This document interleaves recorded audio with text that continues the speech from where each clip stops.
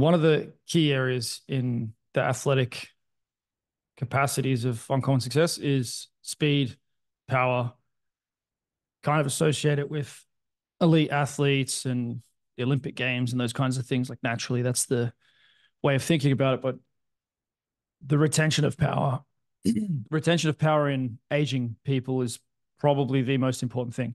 There's a lot of people that want to run marathons and they think they need to look after their heart and such. But the ability to move quickly and to receive force quickly is much more life enhancing than being able to run for a long time. Being able to run for a long time is not likely to be important for almost anyone in the Western world.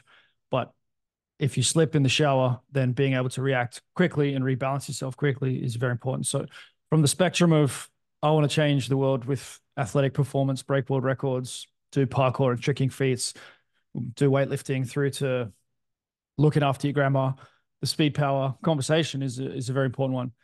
And so, yeah, there's a few main angles to look at it from. If I'm introducing this idea, we can look at it through the lens of elasticity and the ability to receive and then put back force, that spring-like ability, amortization. That is one of the components or one of the ways that we can develop speed power. The other two main ways to think about it are in terms of acceleration and deceleration, being able to get something moving that isn't moving, which requires a lot of strength, which is why Louis Simmons said all speed starts with overcoming inertia. And that's why strength training has played such a big role in speed power sports, even though some people still argue that we shouldn't train strength for acceleration. And then the ability to receive force quickly, deceleration, the ability to stop, isometric and braking forces. These are often neglected because you don't need them in the 100 meters. You don't need them in weightlifting. You do sort of need them in weightlifting, actually. When you're receiving the bar, there's quite a big decelerative force. But the way that athletes will generally do weightlifting is to catch the bar with almost straight legs, which decreases the decelerative component. Because of this seeming lack of need for it with shot put, with high jump, with sprinting, with weightlifting, the idea of receiving force didn't really make it that much into team sports, where in those chaotic environments, it's a lot about the ability to receive force as well as generate it, as well as the elastic capacity. So Charles Poliquin said, always choose the elastic athlete. His system had very little elastic development within it, which makes sense that you would choose the elastic athlete if you wanted them to already have that capacity. If you didn't want to develop that capacity, then you want it to already be there. And then you put strength on top of that and you get an amazing result. You put more muscle mass on top of that, you get an amazing result. So it's kind of an introduction to the topic of speed power. Yeah, I hinted at some of the best methods for expression of it with weightlifting, sprinting, but then yeah, most field sports have good amount of it. Open the discussion for questions, talking points. Yeah, I think the first I guess realization that I had when I started to then continue to progress with speed and power development, like after I was already in college and like thought it was it pretty much, was like how much I could get better at these things, was the more the more ATG movements and the more um realizing how complex everything was, but at the same time how strength movements and overloaded eccentrics and all these different types of systems of training, realizing how they directly correlate to functional body movement as an athlete, like with speed and power, with reaction time, with deceleration, with acceleration, and how everything would connect,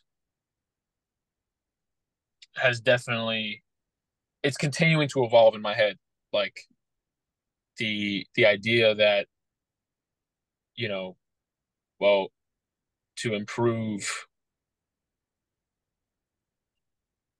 a route concept to a receiver, I can then say to him, one, yes, we have to work on the footwork and the elasticity of the ankle, but we also have to work on like think about the Nordic that you just did the other day to then be able to fire that kick up in your head and like literally think about the ways of training and how they directly correlate to the functional movements that you should be able to do.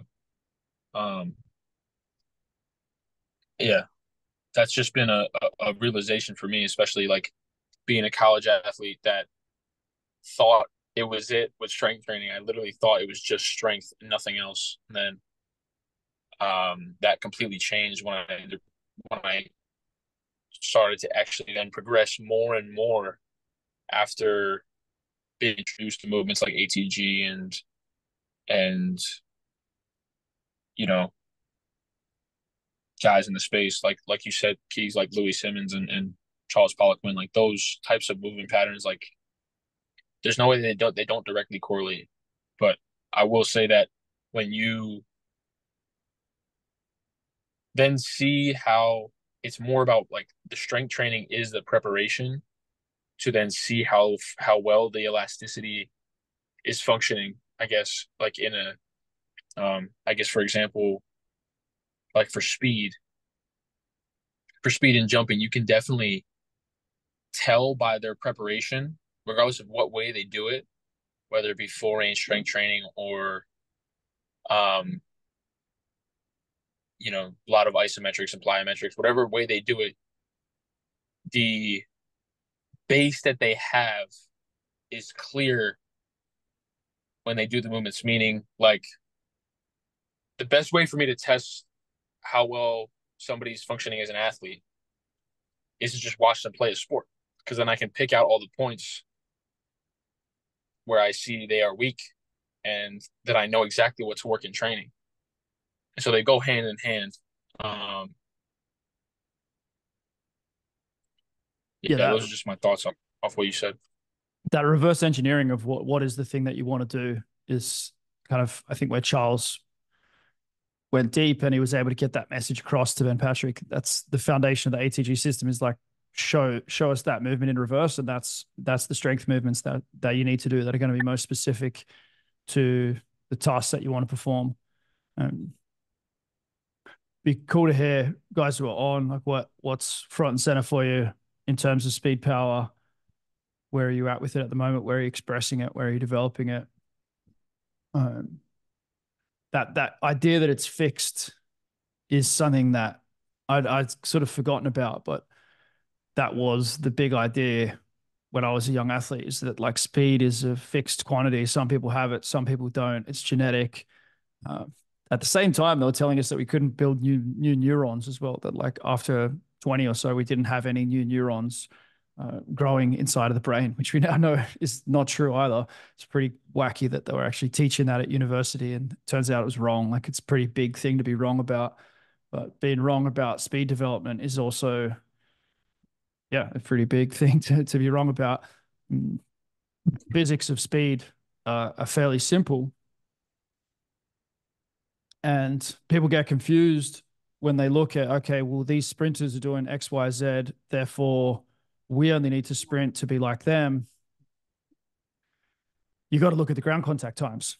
So if what they're doing only requires longer ground contact times for strides 1 and 2, and there's no deceleration time, there's no change of direction, then you never get those long ground contacts. And therefore you arrive to a system where it's like, okay, we never need long ground contacts. Everything's about just running really fast. And, there's the kind of like the feed the cats system is maybe the biggest one for that, of like, we just need a sprint. We need a sprint every week. But then you can get super fast without sprinting. Like that can definitely work.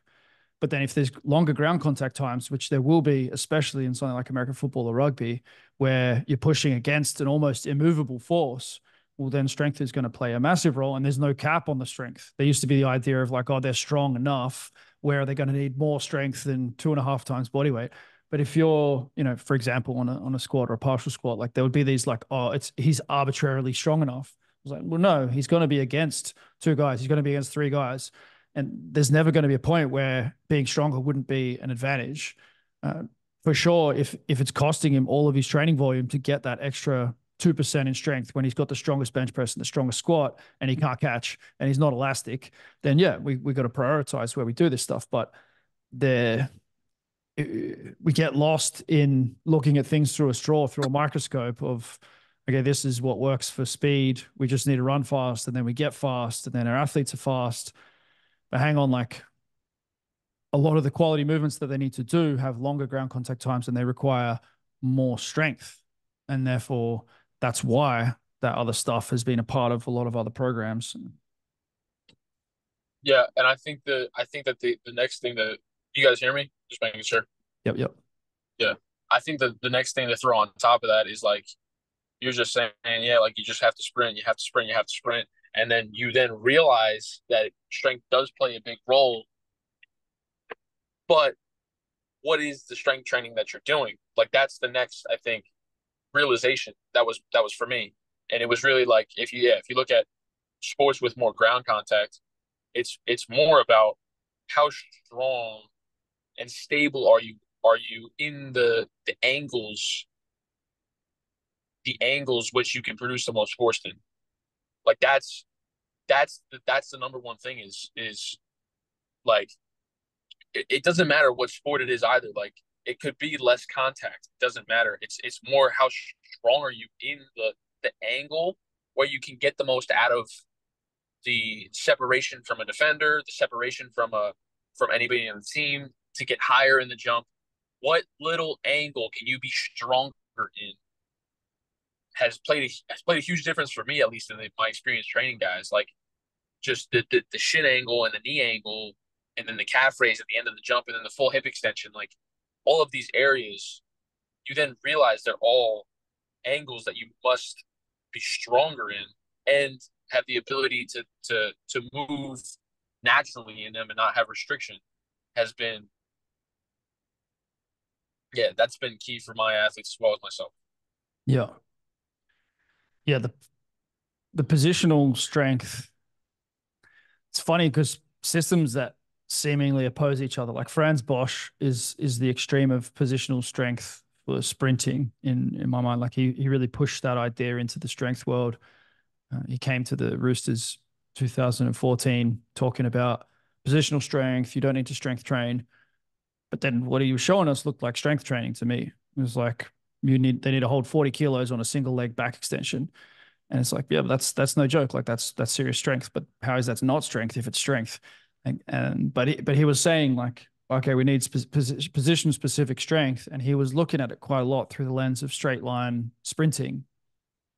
Because then, if you look at the positions they really need in the game, well, they need to get their hips down lower, and so you need to be strengthening those positions as well, and that's what comes out with the split squats. That's what comes out with the seated good mornings, and to open up more position and full squats in general. And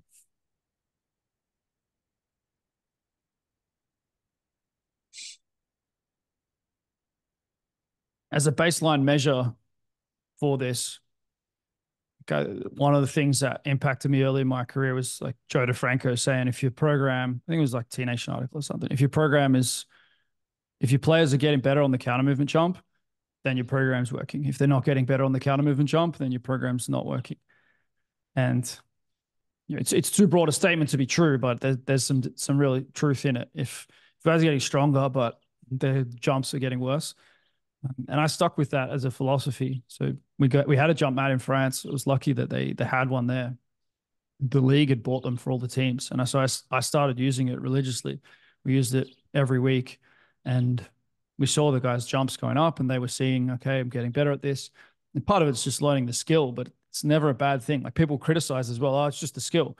Well, I want them to be skillful at jumping. Like I want them to be skillful at putting force into the ground through their legs. And if they're not skillful at that, maybe they don't need to 2-foot jump that often in a game. But at some point, there's not much more skill development, and it's just going to be that they're putting more force into the ground. Like there's only so much complexity of a 2-footer jump for a professional athlete who can execute all kinds of complicated motor patterns. That doesn't go for that long before their skills more or less there. And then you get the same criticism about weightlifting. It's like, well, yeah, but after the first 3 weeks, like if their technique isn't getting that much better, then they've got to be putting more force into the floor, more force into the bar. for that bar to be coming up fast enough for them to catch it. These are probably the measures that, well, these were the measures that I used most, enjoyed most. If I had my time again, like if I was working in that environment now, I'd probably have some more complex indexes of jumping. The technology is better. It's probably easier to get more numbers, but the simple thing of the players knowing their counter movement jump, I would put more emphasis on a reactive jump as well. I didn't have the courage to do that because I had tendon issues myself and I didn't want to give players tendon issues. And they were heavy athletes. And the worst thing you can do is injure a bunch of guys or have them have sore tendons, sore Achilles, sore patellas. Um, so yeah, we pushed up the counter movement jumps and we pushed up the weightlifting.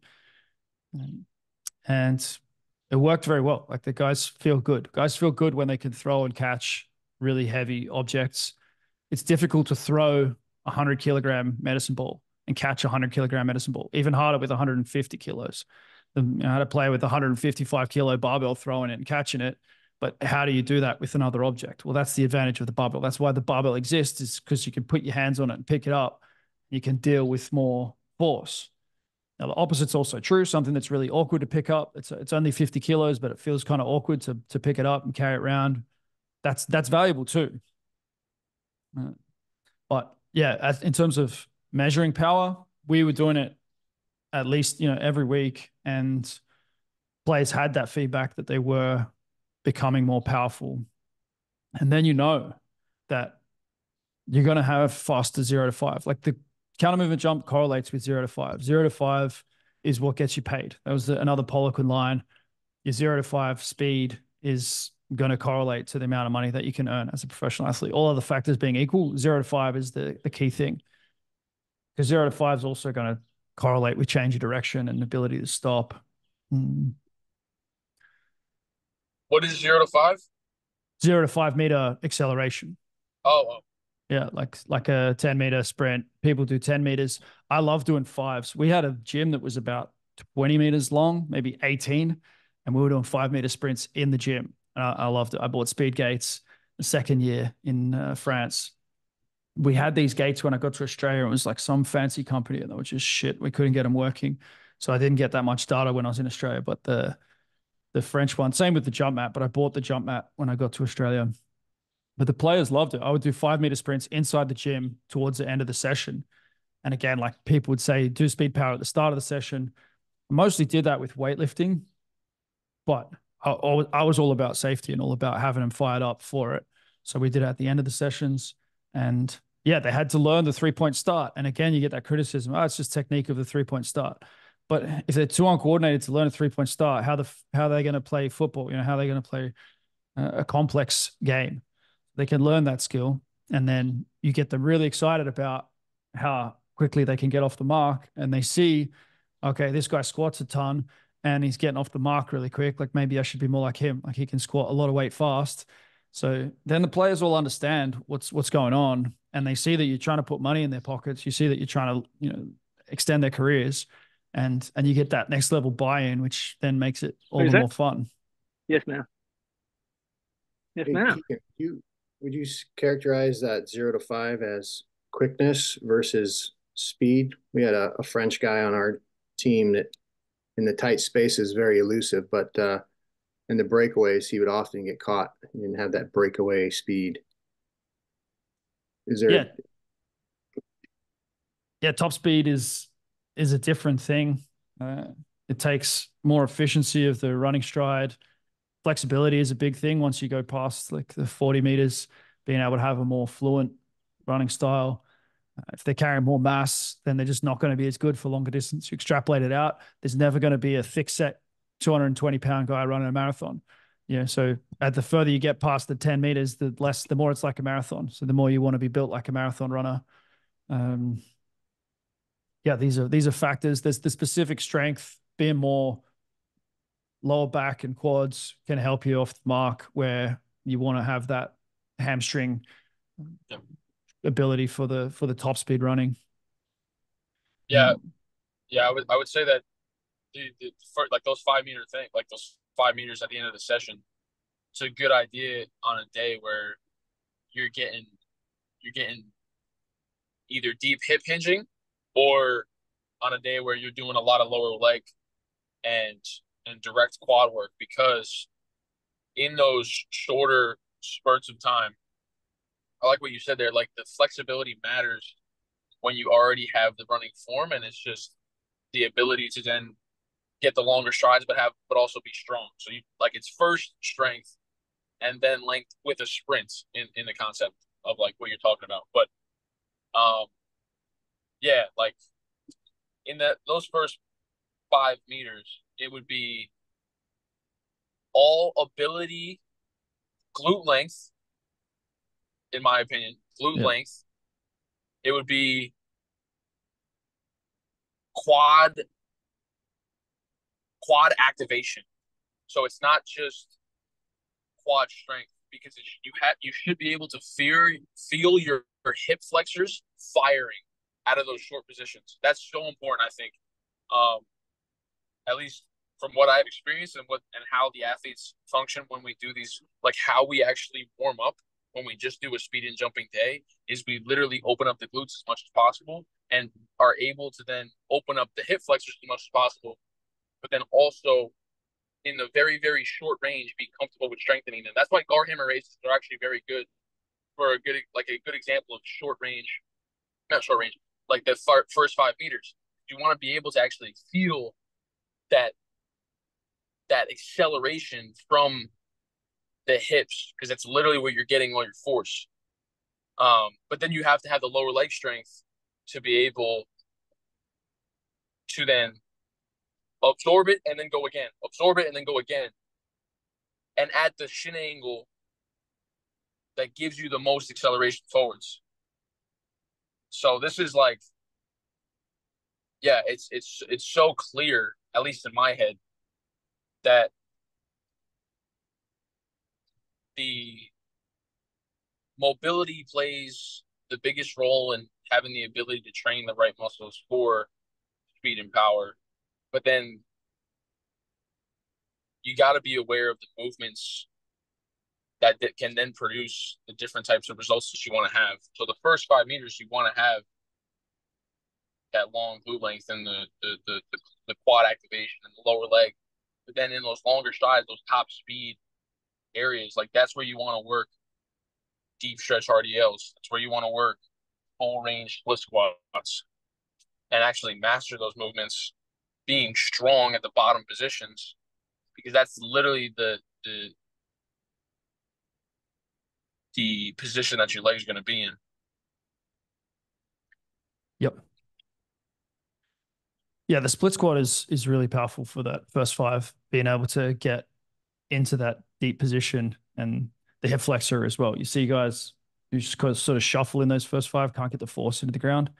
And it's way safer than people think as well. Like when I started doing it, people were concerned, like the head coach and whatnot. Other people would be concerned, like, how are you going to sprint, guys, within a training session, like within the week? And it's like 5 meters is push, push, push. It's like doing a counter movement jump. You really don't need to think about it like sprinting. Just think about it like doing a jump. You've got 3 pushes, and the risk is very low. I never had an injury with it. I had more injuries with trap bar deadlifts than I did with 5 meter accelerations. And the guys are accelerating every training session so many times as well. Like, they're already conditioned to that movement. You just ask them for a higher quality version of it, and ask them to stay lower. Is like a specific stimulus that I wanted for them as well. They're probably never going to be that low, or they're rarely going to be that low in the game. There's certain circumstances where they might want to stay that low, as like a running back type thing, scoring from in close.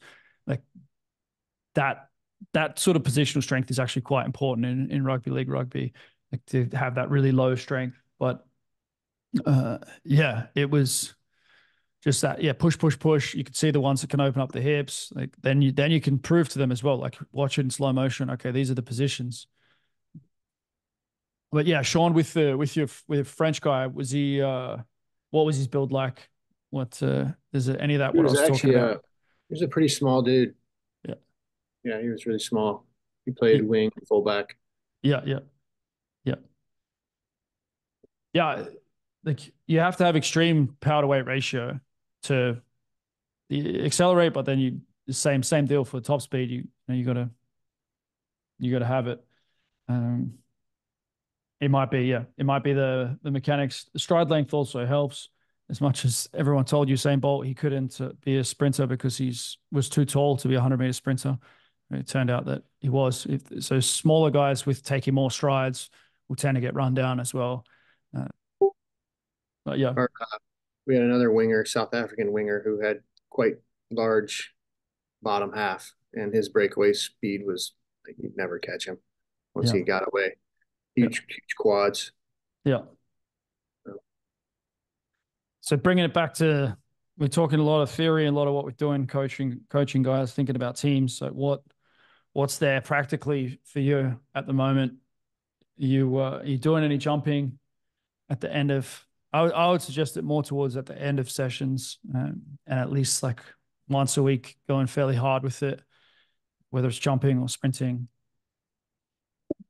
But light drills are also good. Coordination and they get a lot of shit thrown at them from the Poliquin type crew of anything that requires skill and coordination, and it doesn't look like it produces a lot of force, but then you see the best movers, and it's there's a dance component to it. So if the training looks like dancing, then it's on the money. And Michael's been doing his dancing. Yeah, I've been Go ahead. definitely, yeah, yeah.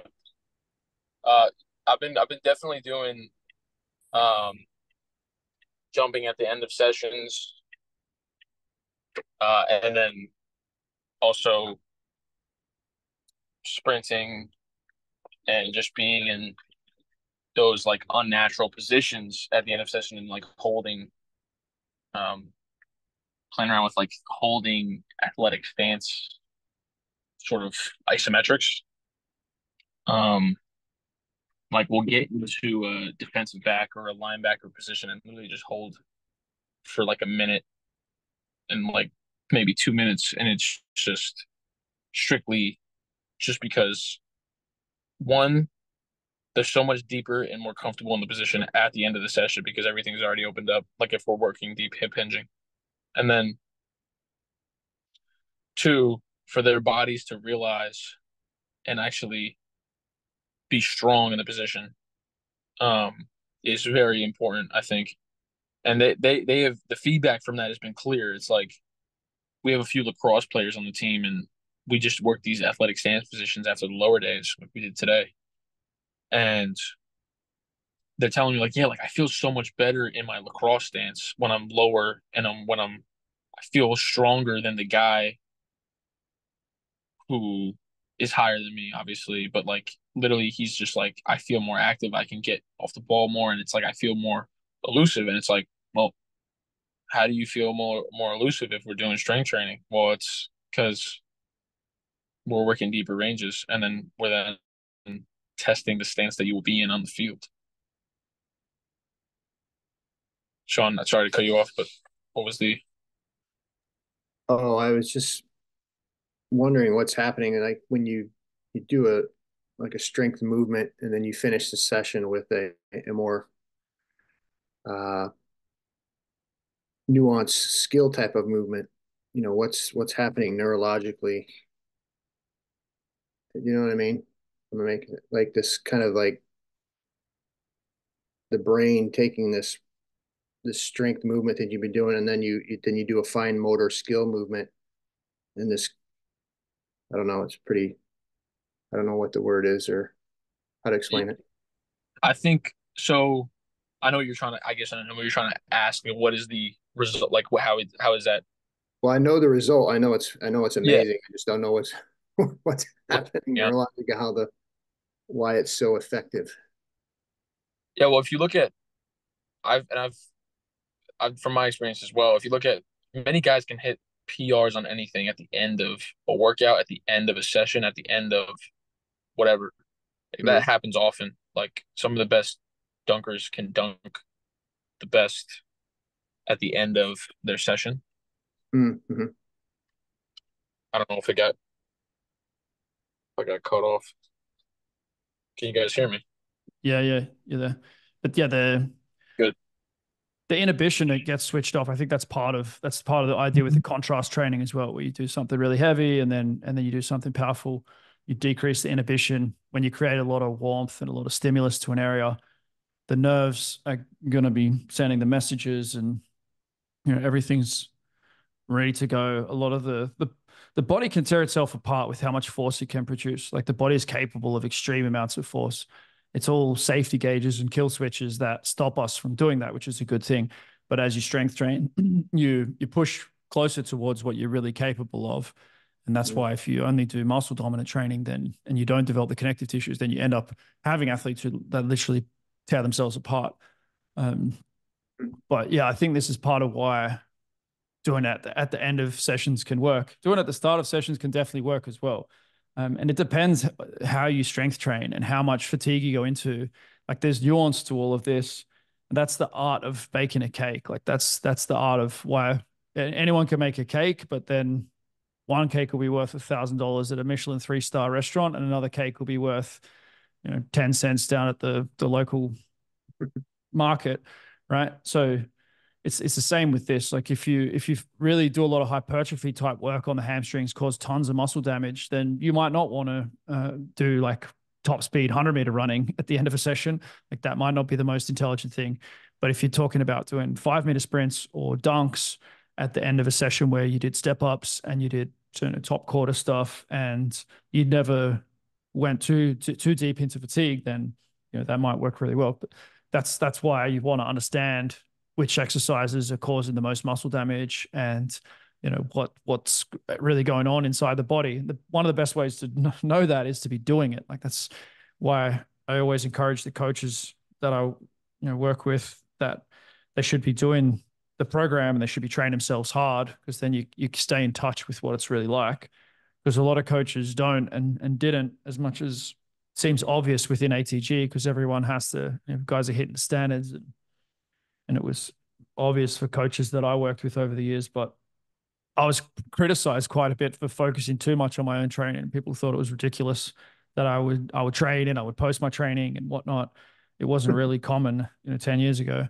But yeah, in the end, I think you end up getting a better result by holding yourself accountable. It's not the only way. But it's definitely a better way for younger coaches, less experienced coaches. More experienced coaches who've worked hard in a former life and are happy to be on the sideline later in life, I think that can work as well. But yeah, I'm still wanting to be in the arena to an extent, not trying to beat younger guys, but just to continue to stay in touch with the sensations of things.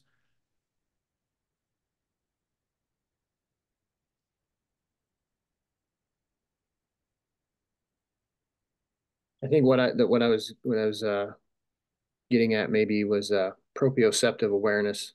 Like if you did some heavy lifting, then you went and did some agility training after, like run through footwork cones or something. If that could translate into just a greater proprioceptive awareness, in contact, keeping your balance better, stuff like that. Just yeah. People generally say it's the other way, that you like it's tougher to have really fine motor control. It probably is true to an extent. Like if you put a ballerina through 10 by 10 squats and then ask them to go and do their, Swan Lake performance, I'd say it's probably going to be worse. So there is something to that argument against strength training with fine motor skill. Like the biggest pushback you see from it is within soccer, that your strength training is going to actually take away from your fine motor movement and fine motor control. But yeah, it doesn't really. I don't think it's significant enough. And you see all the other sports are strength training, like taekwondo, and super fast, super high skill, very mobile, agile athletes. They are doing some strength training, and yeah. So I don't think it's necessarily that enhancing. Like it can be difficult to juggle in between sets of chin ups and dips and stuff like that when you get like lactic acid and some fatigue in those muscles. I think it is a little bit more difficult, but I don't think it's significant enough that we need to really shy away from it or be concerned about it. Like the guys were always the athletes I was working with often, sometimes with strength training before their field sessions, before they'll go out and do and perform their skills. It's not a good enough, it's not an excuse. It's not a reason to not be at your best. Yeah. I don't know if I sent you this a few days ago, Keegan, but that Texas coach, the basketball strength coach, he worked before every game, or roughly, depending on how many games per week, he works reactive hamstring like plyos, like what I showed you those hamstring plyos where you drop catch it. Yep. And then he also works very light RDLs with single leg. I could actually show it like single leg holding a medicine ball, getting into the RDL, and then throwing it behind them. So they work those movements for every game. And Texas has produced ridiculous guys over the past few years of him being there and just working those movements before games. Like, and it's almost every game they're working this. So I think it's definitely necessary to create activation in some sort with like the most minimal amount of fatigue before sessions. I think that is 100% true in the sense of like warm-ups or what you're doing before things. But it is definitely like what should you be doing? Like, it's funny, like if I looked back to what I was doing in college, like the warm-up was like ridiculous. Like it was too long. And then we'd hit like top speed sprints. And then it'd almost be like a full session, and then you hit the field and you feel drained. And it was kind of like, it definitely is technical when you think about what are the best movements to fully have activation and not feel tight or restricted, but then also feel like fluent and not have fatigue. Yep. Yeah, there's an art to it. We were always working towards being the team that had the shortest warm-up time with those things in mind. Players would work on little things that they wanted to work on inside the sheds or in their own time. But yeah, some light long range, it does turn out, that's the mobility work or the stretching. Some light long range. We didn't really have that short range concept at the time, though. I wonder if short range is starting to make its way into more warm ups. I've seen it on the sidelines a few times in things with the banded sleds. But yeah, this is the nuance of the coach, and by having these other awarenesses of how things work and what's possible, that you can create something different. Like the possibility of air travel wasn't there. Anyone who thought about air travel was crazy until it was. And it's the same with this stuff. It's like you can't think of the concepts until, well, it's like, okay, that's proven now. And so then where do I put it into my system? Yeah, this is the fun of the process. We might leave it there for today on the speed power. I appreciate the connection conversation. Yeah, it was a good one.